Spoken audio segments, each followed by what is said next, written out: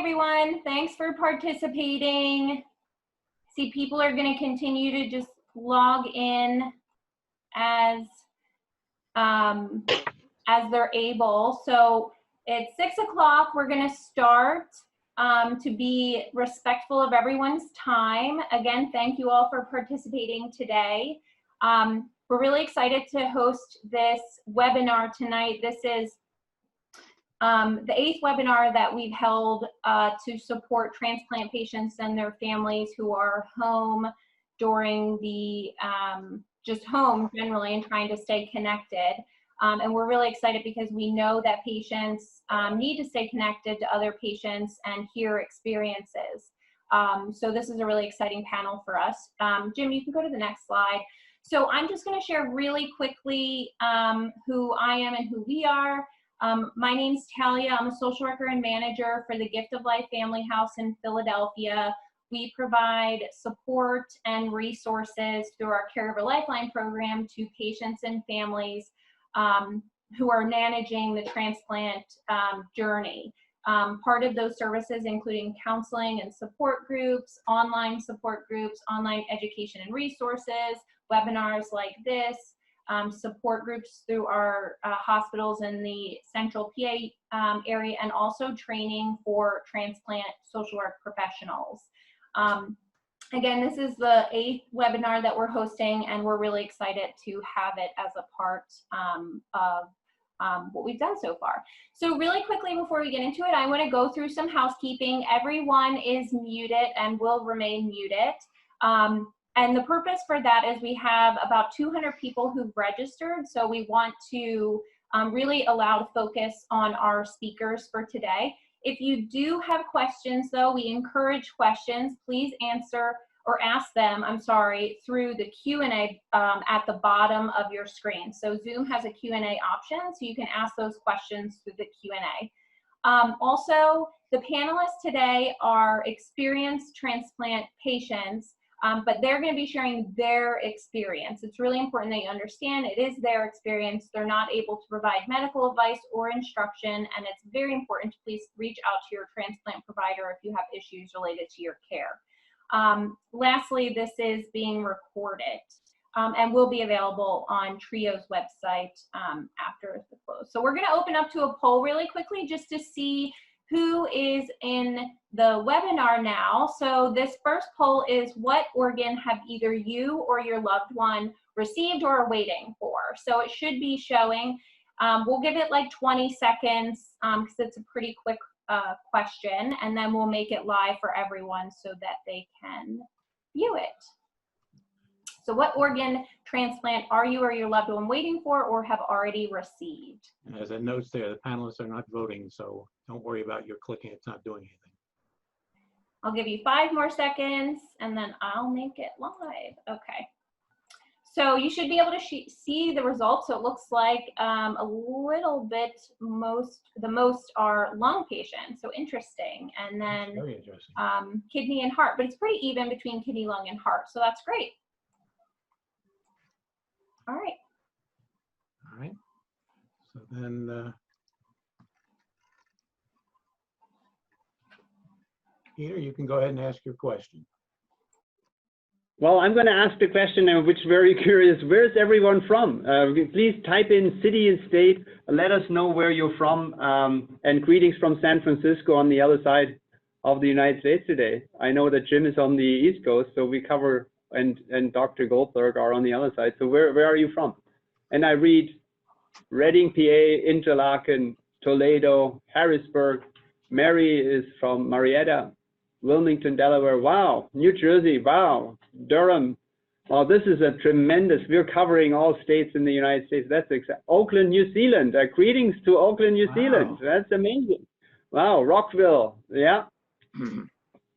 And I love heart transplant recipient. 50. That was too fast. 5 years out or 15 years out. Regards from Germany, Rainer Webeck. So that's a very special one. You probably can tell by my accent that I have a personal connection to that. Baltimore, Coppersburg, Atlanta, Georgia. Wow. So what an amazing crowd and what an amazing coverage. Lancaster. Albert, thank you for sharing. back to you. All right, Peter, that's up to you now. I would love to introduce Peter Mang. He's the CEO of a good friend of Trio's, CareDx, which has its main function, as he'll just describe, the support of us transplant patients and their products. You don't have to think of them as products, but think of this as the support that they give us by what he's doing. So Peter, why don't you go ahead and explain your organization?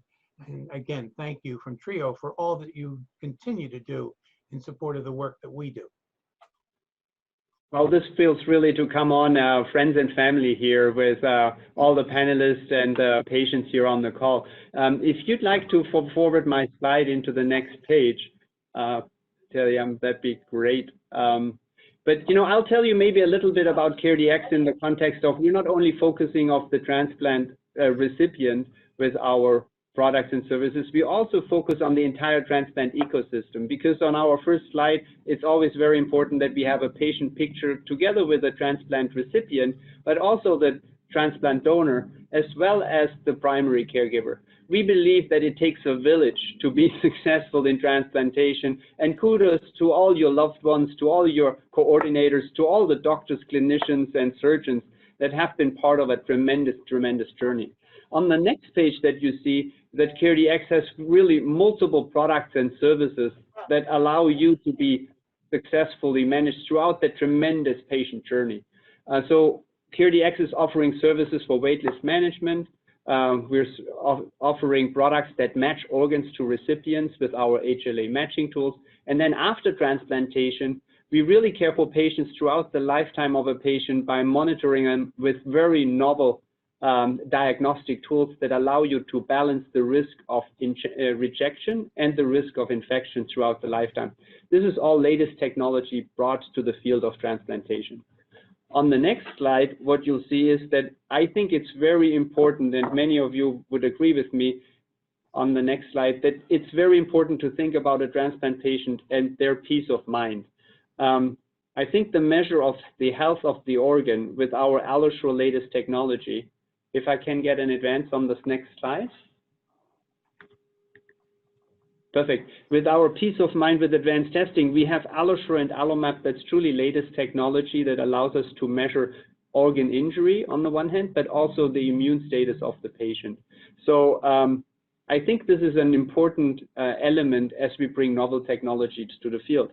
But it's also important to have useful information at the time of decision making. So with our electronic medical records offerings, we want to make sure that we kind of provide smart data for the Dr. Lee Goldbergs of the world, that when they make a decision that they have a relevant information available at their fingertips. And with RemoTrack, and there's so many lung transplant patients on the call, you know, we have partnered with many transplant centers where now going into a transplant center, it might not be the right time for you to go in for a regular surveillance visit and drive the 3-4 hours, go into a center, and maybe have a potential exposure to COVID-19.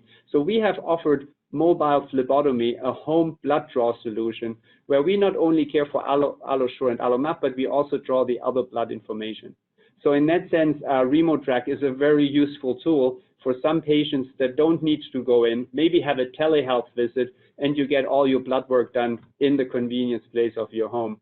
And if you're interested, please feel free to go to caredx.com RemoTrack and sign up, and we'll be working together with your center. There are about 170 centers that have leaned in and want to explore with us the RemoTrack opportunity to make sure that we can care for patients remotely. Thank you so much for the opportunity. I can't believe that I'm talking to you. And, you know, we're not yet in Auckland, New Zealand with our post-transplant solutions. We're only there for matching organs. I'm pretty curious if we actually were the company that was matching your organ, but we're tremendously dedicated working with all the transplant community and are really trying to lean in right now and care for patients together with you. Jim, you've been a tremendous source of inspiration to all of us. So thank you so much for being here for us with us today. Thank you, Peter. And I'm a fan of Peter's, and he's been there every time we turn around. We're trying to do something to use his passion for patient support in all the ways he just covered, plus in all the ways behind the scenes that he makes things like this possible. And so just by way of introduction, again, we have over 200 people registered here. Transplant Recipients International Organization, better known as TRIO, advertises itself as the voice of the transplant community. And we do that through many different ways. One is of our chapters. We have local chapters here in the United States, and one very active chapter in Japan, but we're open to other chapters that every once in a while we get some group in another country, and we are very open to that. We put on special projects to help the patient. Most recently, the one we're best known for today is our post-transplant cancer, or PTC project. And so we have a website that if you go to our main website and go under resources, you can click through to, up on top rather, you can click through to the other website, which we're still developing.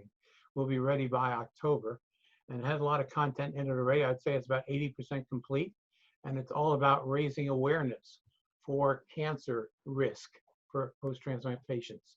And it's one of those things that most people aren't paying much attention to, but when they do, they can be treated early, and it becomes just part of their story as opposed to their epitaph on a tombstone.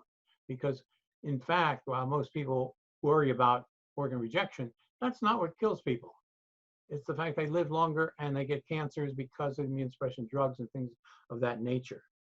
The other part of that is things like we're doing today. And we have a recording of these kinds of sessions that we put into a library on YouTube so that anybody at any time can visit this YouTube video, even if they weren't available today or weren't interested yet because they hadn't been transplanted. They didn't know that this subject would be important to them. So on the main TRIO website, under navigation, under resources, you'll see a drop down of Transplant Presentation Library, which currently has 107 presentations that are indexed and searchable to come up just what you're looking for. So our other main effects are advocacy. We work with a public policy committee to represent the patients at the national and local legislative line of things to protect the things that we as patients need. And we have personal support, mainly through those chapters, but also to individuals. So even if you don't live in an area where there is a local TRIO chapter, you can be a member at large. And so with that, I'd like to have each of the panelists, and we'll start with Elizabeth. If you unmute yourself, Elizabeth, you can then tell us who you are, and in summary, your name, what organ type you got transplanted, when and where, and how many years it's been with your transplant. So Elizabeth? Hi, I'm Elizabeth Rubin, and I had a liver transplant August 24th, 1992 in Pittsburgh at UPMC, which is now the Starzl Transplant Institute. Okay. Susan? I'm Susan Pincus. I had a simultaneous kidney and pancreas transplant. It'll be 22 years on October 7th, 1998. And I had my transplant done at the hospital at the University of Pennsylvania. Okay. Paul? Hi, my name is Paul Albert. I received a double lung transplant on February 10th, 1993, also at UPMC in Pittsburgh. I was 33 years old at the time. My donor was 47, and I'm 27 years out now. And so my name is Jim Gleason. I got a heart transplant at the hospital at the University of Pennsylvania, and I got that in October 19th of 1994. So celebrating 25 plus years. And it's amazing to me how many doctors will tell my wife when that comes up in conversation, oh, that can't be, they don't last that long. What a thing to say to a spouse. But anyway, luckily I proved them wrong. And so with that, it is my honor to introduce a very good friend and somebody who's been part of my care for a good many of those years, Dr. Lee Goldberg.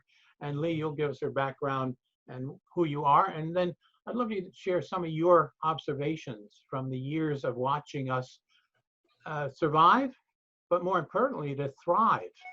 And so I tried to use that as a title here, Survival Thrival, as part of what we're talking about here. And I know you've seen a lot, and every patient's story is different. So with that, Lee, thank you so much for giving us your time today. Share some insights before we go to the individual panelists. Yeah, sure. Thank you so much. And I want to say that I've been here at Penn now almost 21 years. So I make the 20 plus cut as well as a transplant physician. I trained in Boston and then I joined the faculty here at Penn in 1998. And I feel connected to Susan because she was transplanted on my birthday, which how cool is that? When I heard that date, it rang a bell for me personally. And I've been here at Penn for my entire career, even though I did train in Boston and did my transplant fellowship there. And then I came to Penn, and now I'm responsible for our heart failure, our transplant, VAD programs here at the University of Pennsylvania. Jim, if you could flip to the slide, I have just 2 slides that I wanted to kind of set the tone for. So the first is my impression, having been a transplant clinician for a long time, or when I meet patients and their families and I talk to them and I see them in an office visit and we're chatting either officially in an office visit or in other settings, you know, what are the 3 things that kind of pop into my own mind? And ironically, I made this slide and then I did peek at some of our panelists, and I think the themes are going to overlap. So how cool did that turn out to be? But the first was adherence, and that is, you know, making sure that you take all your medications as prescribed. Also being adherent to lifestyle, meaning diet and exercise, but also, as Jim hinted at, you know, cancer risk reduction, wearing that sunscreen, getting those colonoscopies, being careful about exposures to things that could increase your risk.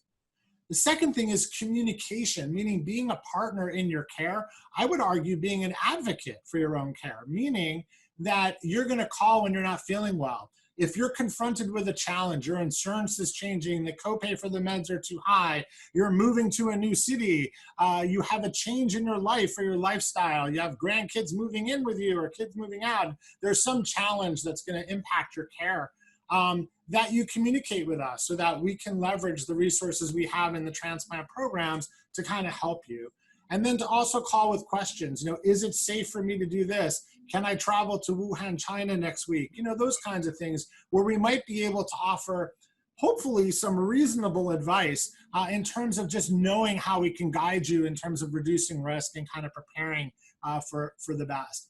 And then the last, I would argue, is kind of my spiritual side, but that is the patients that have been the most successful in my experience, they have purpose.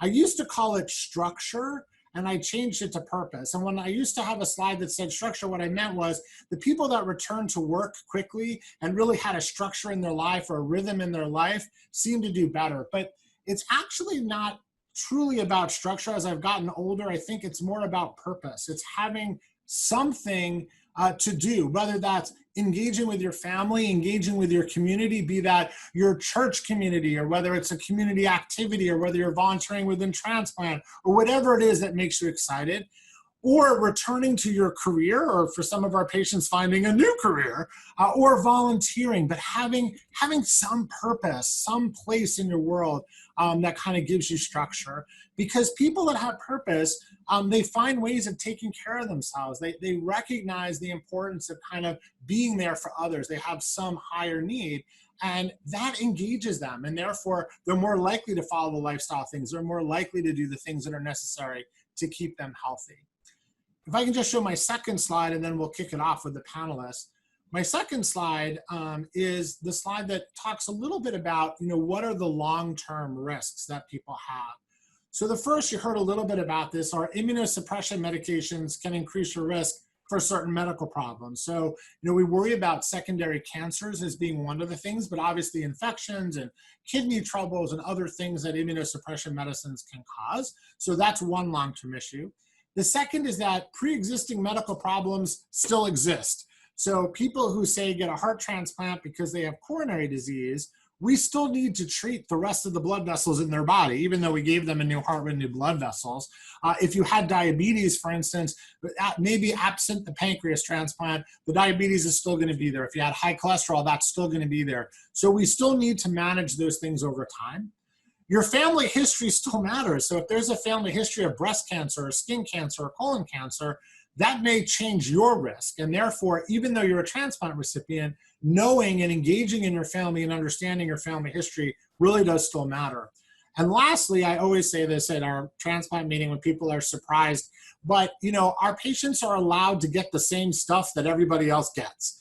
So our patients will develop some of the same chronic diseases as they get older that they would have gotten had they not been a transplant recipient. So we can't forget about cancer screening like prostate cancer and those kinds of things, because they could have gotten those things if they lived long enough anyway. And so we want to make sure that we're thinking about good primary care, good routine medical care over time. So that's kind of my introduction, just to set the tone and the types of issues, at least from me as a clinician, about what I see. So now we're going to pivot into our panel discussion. So if you can show the next slide, Jim, I think We you got have a a poll first. Rich? yes, absolutely.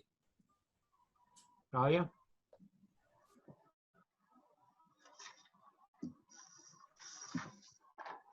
Hi, sorry, I couldn't unmute myself. So the next poll is, if you were transplanted, how many years are you post-transplant? So I'll give it like 20 seconds or so for people to answer, and then I'll make it available to everyone to see.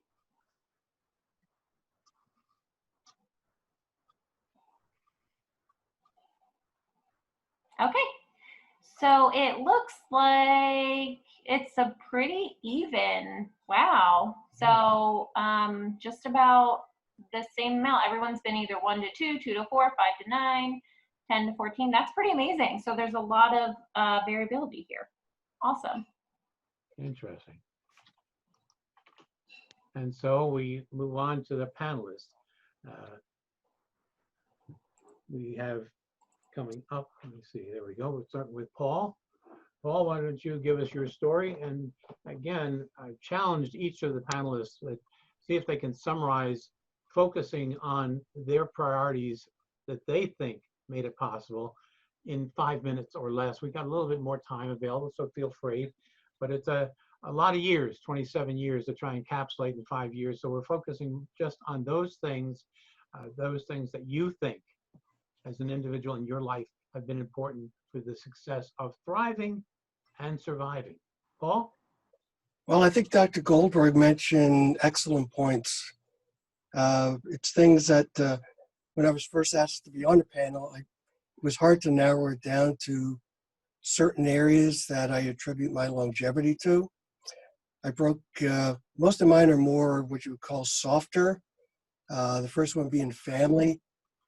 I was born with CF, diagnosed when I was 3. So there's no way I could have gotten to a transplant even without a loving family, supportive family, and one that was involved with my care.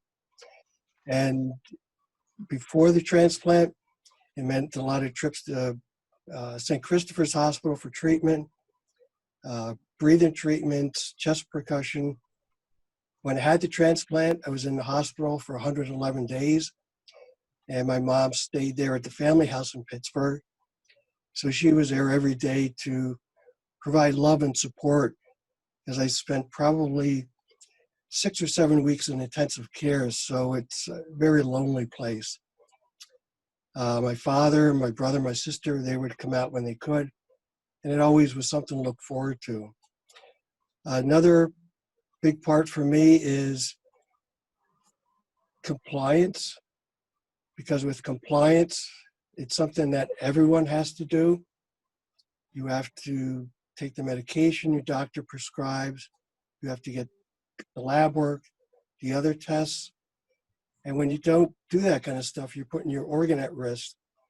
And the way I look at it, you're also kind of doing a disservice to your donor family.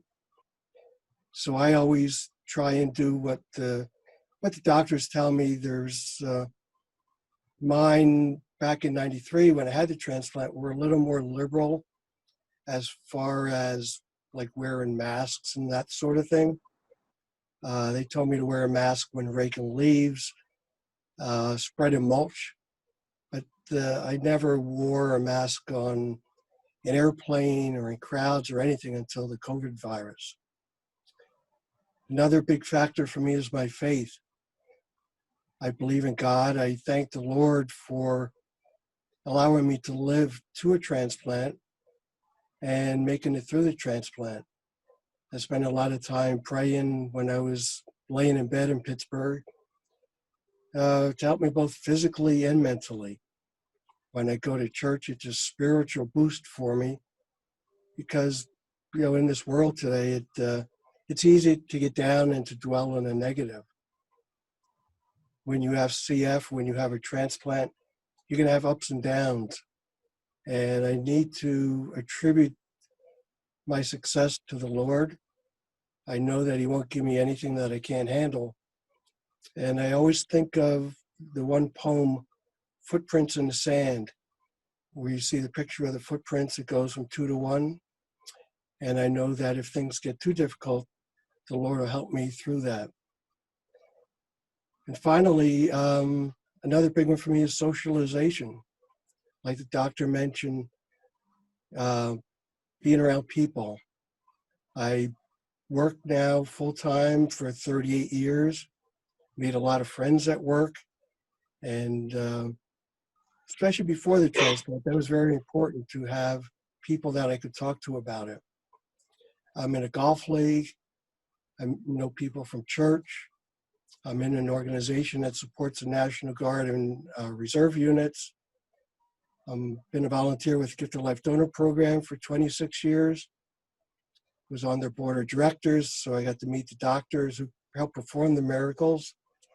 And the transplant games are an incredible event for meeting donor families and transplant recipients.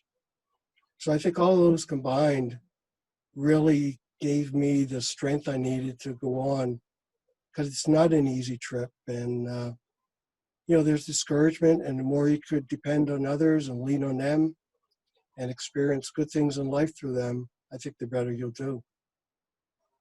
Now, Paul, you listed a fourth one, and I gave you some flexibility there. How about compliance? Obviously, that was the first thing that Lee led off for. What do you want to say about that? Well, compliance is important, and it's sometimes difficult. Like was mentioned earlier, when you're on anti-rejection drugs, they have a lot of side effects. When I had my transplant, I was on dialysis for 4 months, still 2 months in Pittsburgh and 2 months at home. So my kidney function never really recovered from that.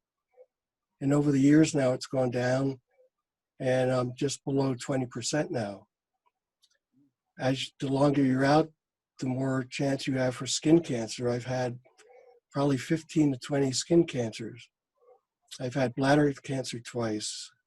So compliance is important because you only get one chance, and you want to make sure that you do your best to preserve your organ. And obviously the doctors know best how to do that. I think it's very interesting to see how some of these responses parallel what Lee is talking about. Of course, he's working from a sample of so many patients he watches.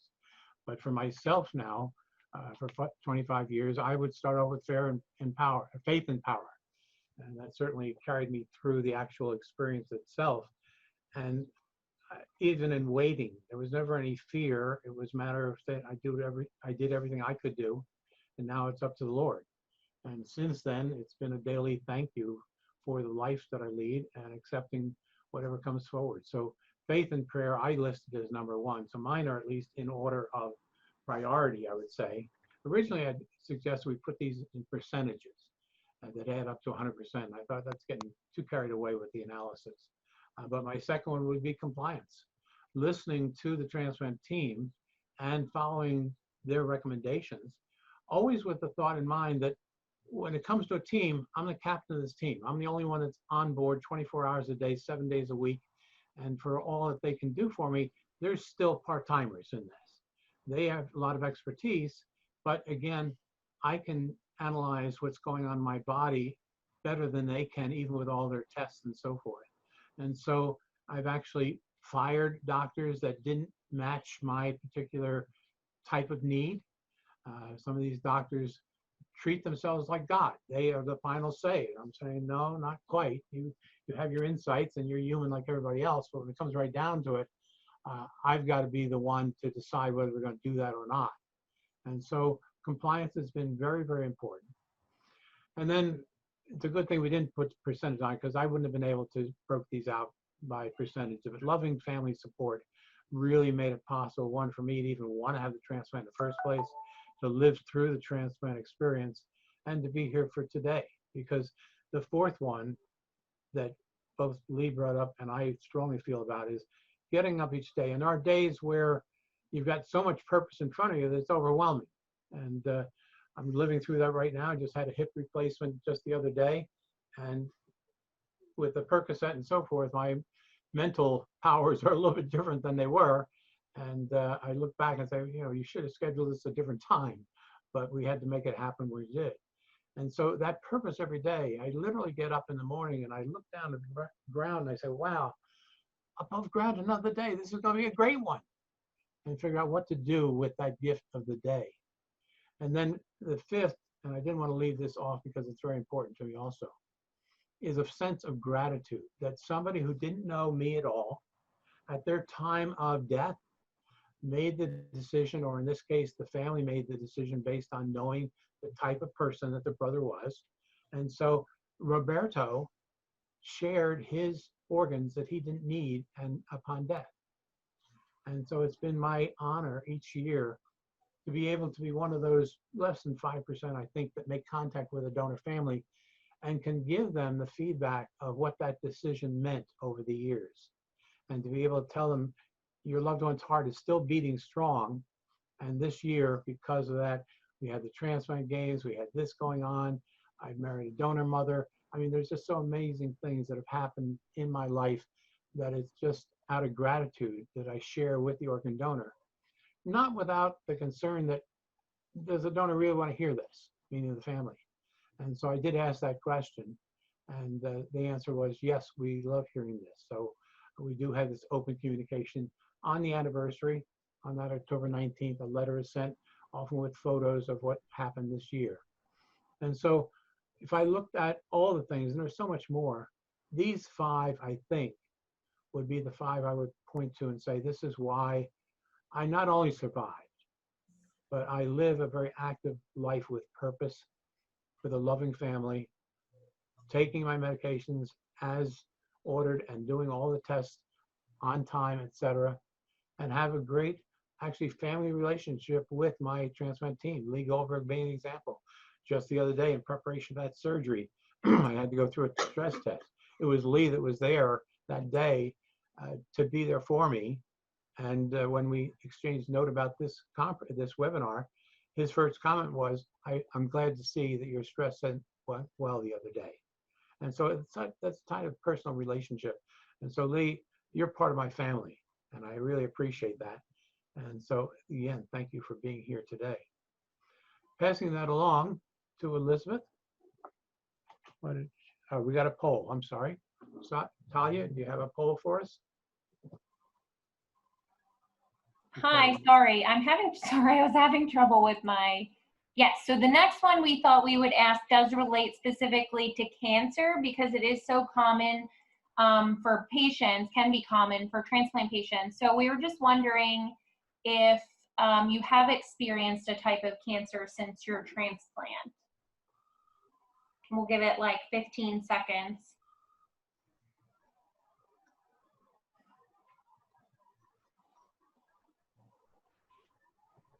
Okay, so fortunately the majority said no, so that is amazing. And we actually have a post-transplant skin cancer webinar that we hosted a few weeks ago that's available on both of our websites as well. So there's some really great tips and feedback on how to avoid skin cancer post-transplant. And then everything that Jim, you had mentioned also about what you're doing.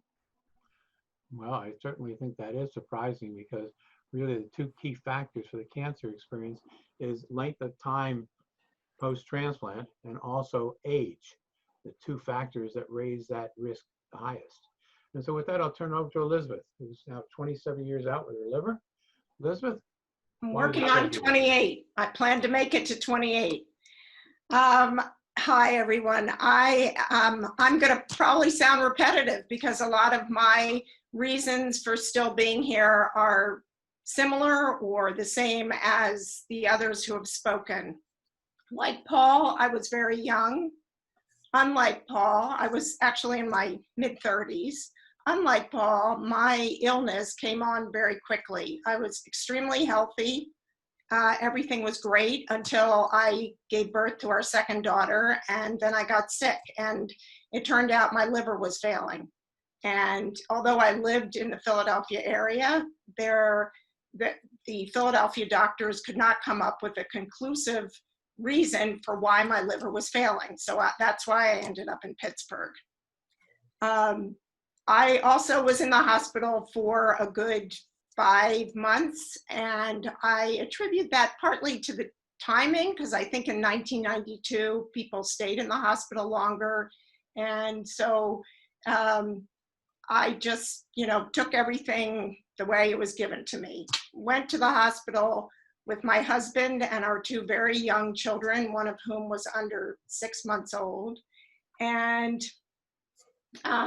ended up spending all this time. I mean, initially my concerns were, how am I going to nurse my baby? Within a couple days, that was the end of that, because the fact was that I wasn't going to nurse my baby because I had to focus on my own health. And so, from that point on, I really, as Jim said, I really did focus on how I was going to survive, how I was going to continue to live life, because I had a lot to live for. I had family, I had friends, I had a life before this. I wanted to go back to that life.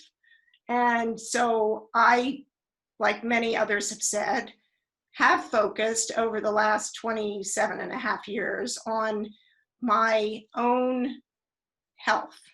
And that included not only adhering, complying, being proactive, following all the doctor's instructions, but also with regard to what I eat and how I exercise. I tried very hard to be in as good shape as possible, always have. So that's, the attention to myself, the dedication to my personal health and care. Feeling grateful for the support of family and friends, like everyone else has said, I am extremely grateful. Without my husband, who took care of our 2 very young children, and the many people in Pittsburgh who helped us find a place to live, or helped him find a place to live, helped get him the equipment he needed for the babies that we had, and just, helped us navigate the whole system. That was number one. Once I got home, I had the care, and have continued to have the care, of my family and friends who initially, because they were very concerned about me, would call me regularly, once or twice a day. It's not as often now, although with the coronavirus, we are doing many more virtual video calls and other phone calls. Living life to the fullest. Yes, I am one of those people. I do not like sitting still. At night, yes, but during the day, I am constantly busy. If I'm not busy, I feel like I'm wasting my time on this earth. I'm wasting the gift that I was given. So I spend a lot of time finding activities to get involved in. And as I said in number 5, and I'll get to that, I have done more volunteering than actual work for pay. But moving along to number 4, believing in the positive. I had to believe in the positive. When I was in the hospital in Pittsburgh way back when, no one really knew that much about the survival rates of any transplant because they hadn't been done for that long. And so I just believed that I would survive. And when someone showed me some statistics, I said, that's not going to be me. I'm going to live longer than any of these people. I am going to survive, and I am going to thrive. It's not just a matter of survival. Because after all, we all got this gift of life, and we should, you know, continue to do our best to survive. And, you know, there were negative times. There were many times when I had rejections. I spent, as I said, I spent about 5 months in the hospital, and much of that time was because I kept having rejections, and they kept trying stronger and stronger drugs to push down, get rid of the rejection. And I attributed that to, and still do, to the fact that I have a very strong immune system. So I'm still on immunosuppressants. Some people at my point in life are not.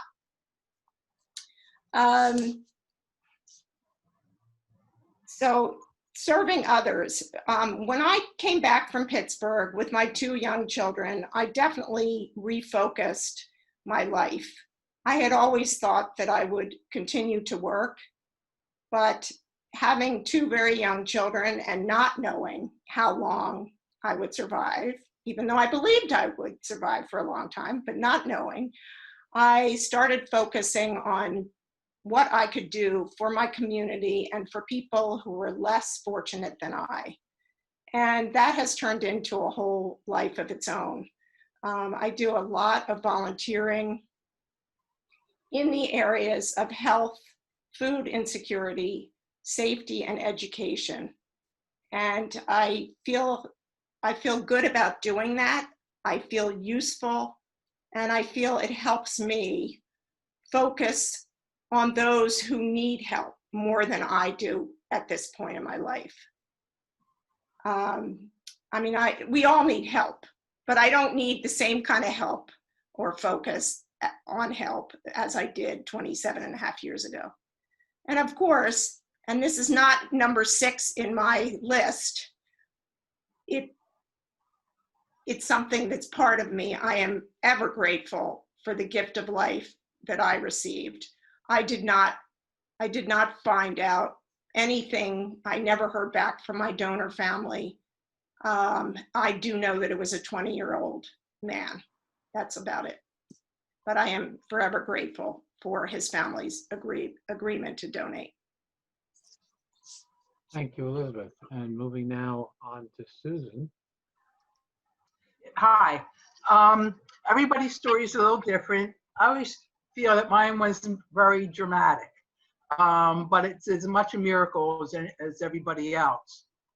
I've always had a positive attitude about my transplant.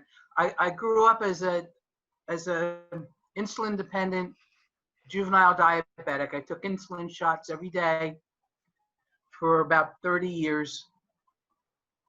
So I had to have a positive attitude and have a care about just taking care of myself in order to survive that. And I did well. My only complication was that it affected my kidneys. And it came to the point where I was given the opportunity to have a kidney transplant and a simultaneous pancreas transplant.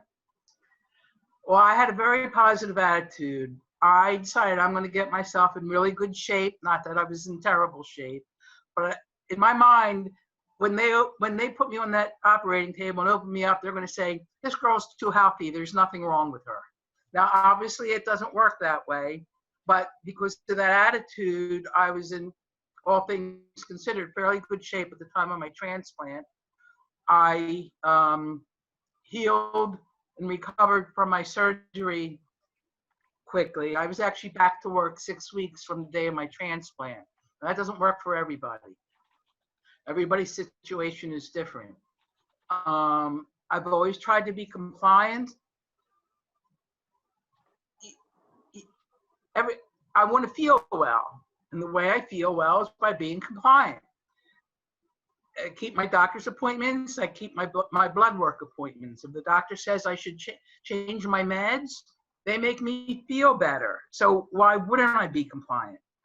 My meds have stayed relatively the same. There's been some changes. There's been some drop off on some medications, But on the other hand, there's other illnesses that I had before my transplant. They're not transplant related.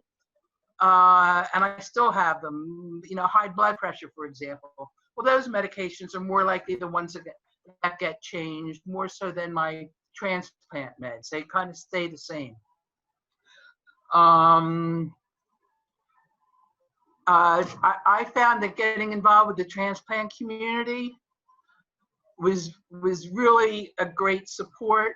First of all, I got to meet many, many other people who are transplant recipients, both kidney, pancreas as I am, and many other transplants. And I also met people from donor families. I don't know my own donor family, so it was really important to me that I met others because I could thank them. And it's really good. I think it's really good to be involved with the transplant community. First of all, you by being around it, you learn what's going on. You see what other people are doing. You may think, oh, I'm a transplant boy. I can't travel, or I can't go skiing, or I can't go overseas. But you see, that once you're healthy and you're stable, and the doctor says you're good, people are doing it. And if you keep to yourself and don't know what other transplants are doing, it may not occur to you. Live your life. A lot of medical knowledge and effort, and the donor family put a lot into this. And the idea is live your life, find things that you enjoy doing, and do it. And some things I picked up by being active with other transplant within the different transplant groups. Things I was interested in when I was younger, and as I went through school and was working, I lost an interest in it. But just some of the things I picked up just because I was active in it, I picked up photography again because there's so many events. I wound up taking pictures, and now I do that a lot. It's a big hobby of mine. Another thing, I got back involved with volleyball. I played as a kid. Well, there's the transplant games, and they help me keep myself healthy. And I had to pick sporting events, and I picked things that I had done before and some things I'd never done. But being in that community enabled me to do things and see things that if I was trying to do this on my own would not have happened. And of course, the support of my family and my friends is also part of, not letting people down. I want to be good. I want to feel good. Elizabeth had said, they tell you that the average lifespan after such and such a transplant is X. Well, I'm beating that X. I'm beating it now. I want to have one longer than anybody else has one, although I don't want to see anything happen to anybody that I know. One seminar I went to, all the charts stopped for big kidney pancreas transplant. All the graphs stopped at 15 years. I asked the doctor, why do all the charts stop at 15 years? He said, we don't have that many kidney pancreas transplant recipients that are alive more than 15 years. Well, at that point, I was about 18 years. I'm going to be 22 years soon. So, yeah, you have to take it with a grain of salt and then try to beat it. We've got this gift, and we want to be thankful to the donor family, and go out and live your life. If you're not sure whether you can do something, you check with your medical team. Your medical team is always there for you. They don't want to see anything happen to you. I've explained this to other people that are recent transplant recipients, and it's like, no, your doctor's not gonna let you go. You're a success for him right now, or for her right now. And that doctor's going to always take care of you, no matter what you go to the hospital for. If you get sick, I had a burst appendix. Well, my transplant team was there. I figured they're opening her up. Let's take a look. But they're always there. And the same way Dr. Goldberg was there for Jim when he was in for recent knee surgery. Your doctors are going to be there. You're a success story for them, and everybody hopes it stays that way. Thank you, Susan. we're going to have some general time now where we've got some questions that Talia gleaned from some of the people that were planning to come. And then we'll have an opportunity for a couple minutes at least to grab some questions that Bill has been taking off the chat list. So Dr. Goldberg, do you have some questions? We've got the panelists here. You can put them out there and see who can help with some insights into them. Yeah, so I do have the questions, kind of the advanced questions, and then again, we'll remind you if you have questions you want to put in the chat for us. So for Paul, I just wanted to ask for you, how long after your transplant, given your long hospitalization and everything you were recovering from, when did you experience your best strength and energy? When did you really recover? I think for myself, it was probably at least 3 years, because being in the hospital so long, I got very weak as far as muscles. And then being on dialysis, that kept me weak. And after I got out, my port came out from dialysis, I started physical therapy. And I kept that up for about 6 to 9 months. And then I think it was about 3 years when I noticed I could, carry my golf bag, golfing for 18 holes. And I think that's when I felt my strongest. And now as my kidney function goes down, I get more tired easily, and the strength isn't there that it used to be. Great. Well, thank you very much. I have a question kind of more, I guess I'll say timely, given what's going on in the world.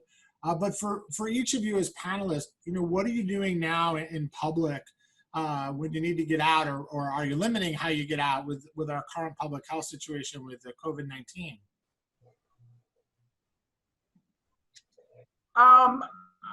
I've been limiting what I do, but I know people who have no connection to transplant personally, and they're more self-limiting than I am. I've been out a long time, and I'm stable, so it makes a difference. If I'm 6 months or a year out, I would be more risk averse than I am now.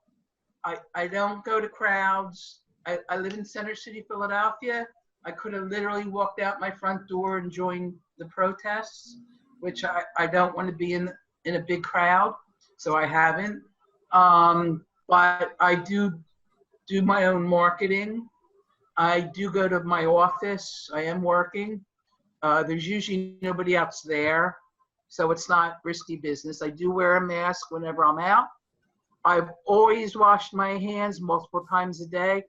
I touch doorknobs, I'm washing my hands.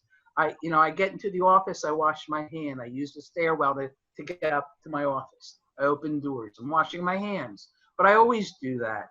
The biggest difference is that I'm now wearing a mask when I go out, and I don't go and I've really just been shopping and to work. I haven't seen friends other than on the videos, on the screens, on the computer. And I'm careful. Great. Anyone else, Elizabeth or Paul or Jim? Yeah, I would say that I, like Susan, I'm careful about the crowds, but as time has gone on, I have started doing more things. Starting from the beginning, I was taking long walks every day, but I live in a town where there's very little, there aren't crowds. And now I've added trips to Cape May, where we have a house, and I went to the beach this past weekend, but I sat like 10 feet, at least 10 feet away from some friends that we saw, and I wore a mask to get on the beach and to get off the beach. And I avoided many of those people who were not wearing masks, because there are more and more of those. So I am extremely careful. Like Susan said, I wash my hands constantly, and I just avoid situations that could be potentially dangerous for me. Great. For myself, probably the first places I went were garden centers, so I could do planting, flowers, vegetable plants. I always wear a mask when I'm out. I went back to work yesterday for the first time. I was working at home until then. And I've been golfing 3 times. I wear a mask. Hey, and then everyone gets their own cart, so it's not really as dangerous outside as it is being indoors. But I always wash my hands, use hand sanitizer, and wear a mask when I'm with other people. And keep our hands away from our faces. Yes, big time. Probably the best advice. Hey, Bill, do you have any other questions that have come up in the chat area that you want to pose that you think are highlights that we should be talking about? We just have a couple minutes left. We're getting some questions about the medications. We have some participants that were on cyclosporine, and that eventually harmed the kidneys. And that's rolled into the question about, given many side effects post-transplant are due to immunosuppressant medication, what's being currently worked on? So I might be able to answer that a little bit. So there are really 2 lines of investigation for immunosuppression that are going on now. One are a bunch of medications that we give right at the time of transplant called induction therapy, which has kind of come in and out of vogue over the years, that really changes the body's immune system and helps it kind of be more tolerant to the transplanted organ. And here at Penn in the heart transplant program, we're doing an NIH-sponsored clinical trial using one of the drugs, ironically, that we're also studying in COVID right now, because it also influences the immune system and inflammation. So it's kind of interesting. I felt like I was the smartest person in my family because I knew about this drug before anybody else. And then the other thing that we're working on are novel immunosuppressants that are the long-term ones. So things that could replace cyclosporin or tacrolimus. One of the drugs that's been around a number of years is sirolimus, which is something called an mTOR inhibitor. It has a lot of side effects, but it actually doesn't injure the kidneys in the same way some of the other drugs do, but has its own problems. But there's a series of drugs that are actually related to that drug based on the foundation that we learned about that actually won't have the same side effects, and we hope will actually be good replacements for the drugs. And then, the technologies that you've seen that Peter Mang and other people have talked about how do we tailor the immunosuppression dosing to maximize the beneficial effects on the immune system without some of the either side effects or toxicities or the infections or cancers that we see. That's the other balance. So how do we use existing drugs in order to kind of make them safer, both short and long term, and how to tailor them or really specifically, almost like personalized medicine, tailor them to your individual immune system. So that's kind of what's going on now. And I will say that we're seeing more and more interest in this space. So more and more clinical trials, both coming from industry as well as from NIH and other kind of foundation support in helping us test some of these new drugs. Thank you, Lee.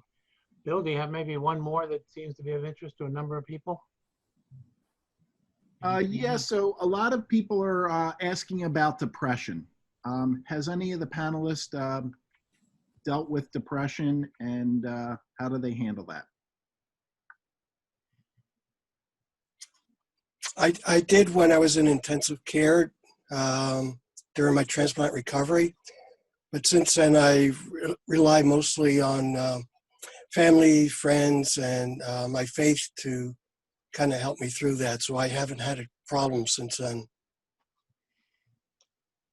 It seems that the common theme is the other way around, Bill, at least for those who survive longest. They have a positive outlook and they see the good in things. And so we probably have the wrong audience for some of that question. But anyway, does anybody else have anything to add to that particular question before we move on? Because we're right at 6:59 right now. I mean, I would say that I had anxiety at the time, and I'm pretty sure I was put on anxiety medication initially, but I started believing that I would make it. I mean, I think a lot depends on your own personal experience. I think if you are constantly told things that are not working and you constantly have problems, it's hard to maintain a positive attitude. But if you believe in the process and you follow, as we all have said, you follow what your doctors, your health team is saying and telling you to do, you will survive. Thank you, Elizabeth. And so we have one final poll, Talia. Yep, sorry, Jim. So the last one is really in relation to your last slide about Trio. So who is aware of Trio and the website and resources? And for those who aren't, Bill, you can actually post the link if you want into the chat so people can see it. So for those who aren't aware, they can go. That's where this video will be posted afterwards, this webinar, as well as hundreds of other resources. And that'll be on the next slide that we just pulled up also. So there's a lot of people who aren't aware of Trio, so that's awesome. It's awesome that they're here today so that they can learn more about it. Talia, I thank you. And I thank everybody who joined us today. As I mentioned earlier, there will be a recording of this event stored on our website in the transplant presentation library, which you'll find on the main website. The address is on your screen, trioweb.org. And a special thanks to you, Talia, for Gift of Life Family House. Howard Nathan, I see, joined us from the Gift of Life donor program here in Philadelphia. Has been a longtime supporter of Trio and everything patient related. And also Peter Mang, thank you for joining us yet again in supporting patients through CareDx. And Lee Goldberg, again, for your special presence in having the insights from the other side of seeing so many patients. And finally, hidden in the background was Bill Soloway, a fellow heart recipient who has been monitoring the chats and summarizing them for questions. So again, go to trioweb.org and under resources, transplant presentation library, and this recording will probably be up there in about 2 hours, and pass that on to your friends. And we hope that that library of 106 programs really is helpful to patients all around the world. And that's one of many different things that Trio supports, along with advocacy, our chapters, our patient support. And so thank you everybody for both coming and for being part of this. It's 7:02, we went over by 2 minutes, but we thank you. And with that, we're going to close down the session and stay tuned for future ones. Talia, is there anything else you wanted to add? Yeah, so I'll just add really quickly that we have a few webinars in the future. We have one coming up next week with UNOS, so learning about UNOS and the list and how you as a transplant patient can make it work for you. We also have one on post-transplant nutrition and diabetes, and then we'll have another one with Walgreens Specialty Transplant Pharmacy to talk about medications. And it looks like CareDx even posted, they have one on anxiety for transplant patients, and we can share the link for that as well to all of the participants after we close out. We'll email them. So you will have a mailing going out to everybody that's registered for Yep, this so everyone, with I'll that send out information? an email with all of the details for all the upcoming webinars, and then please check back to all of our social media pages because we post them on there as well. Great. Thank you again, everybody. Thanks, Jim. And we will Thanks, see you in one of everyone. our other future ones. Till then, bye for now.